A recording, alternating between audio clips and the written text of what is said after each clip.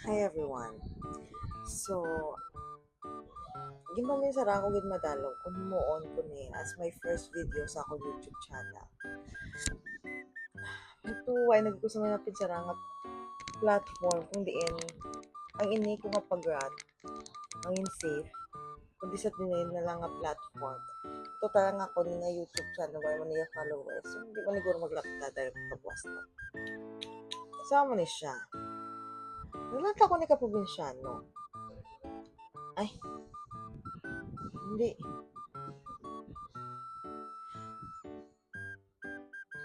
Hindi kini siya probinsyano, ano siya, na Batang Quiapo, di ba?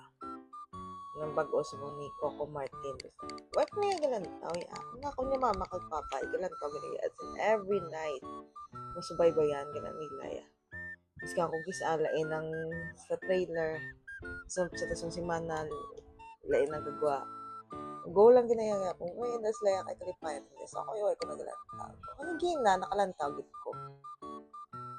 Anay ko sa scene kundiin si Cherry Pie Picache. Natakpan niya ni si John Estrada. Hindi. Natakpan niya ang kirida ni John Estrada ang ara sila balay. Makalinti mga kirida. Iso pa sa asawa day. Kaya mo to, nagdinumugay sila. Tingnan bilang half man. Hey, half man, half blood. Half blood ng Marites. Magutang ako ng milok. Kakakila. Sama to. Bilang half-blood ng Marites, umiangig ko na yan sa mga amo na yan. Skin, ano ba, asawa, kirita, madumugay. Expect ko yung tanong mga dumugay, bilang ang mga ala, Angel Locsin, Angelica, Panganiban. Ano mo bilang ang dumugay? Skulad, ang dumugay ka kina. Totoo lang, gobra ka sa Quiapo, hard labor. Saan mo lang tong dumugay? May persayo dahil. Mga ako kirida, hindi mo ko ba? So mo na to. May enjoy mo ko tanay kalantaw. Ape do ginintian ko kuya. Kasi na mo lang to prasa mo day. Gaya ni mo ulo. Huwag mo ginalagog ba ng liling kirida ba? Ay kung mga ako, tumbot na lang kita. Tatlo. Una ko palang kuro nga lugo tatlo na kunto dagdag. Huy! Yan dama na. Diba? Gusto na. Kinay man niyang kiritas, pagkaisog. Gubato man.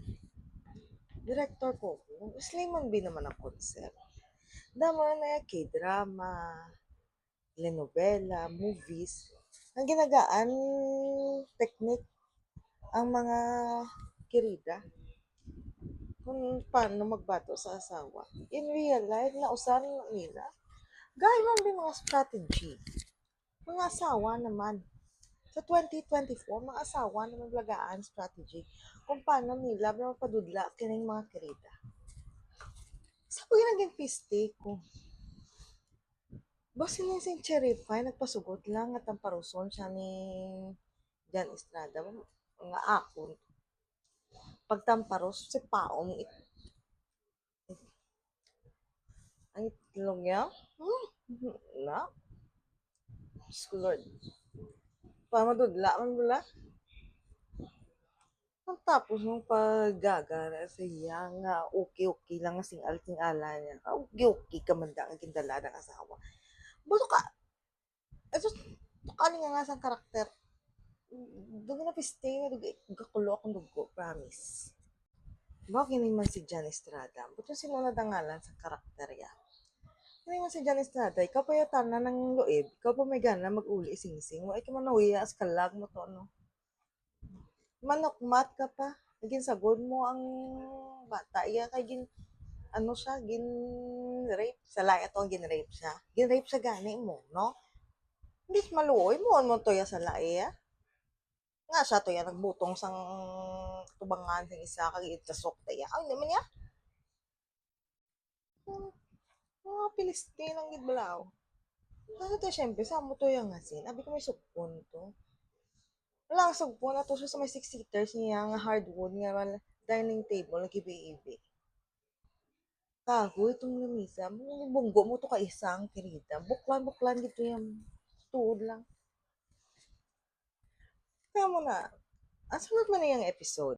Ginapungko na ko. I expect ko nga may sukpon. Tumong nag-expect ko mabato sa balik. Amo na bala.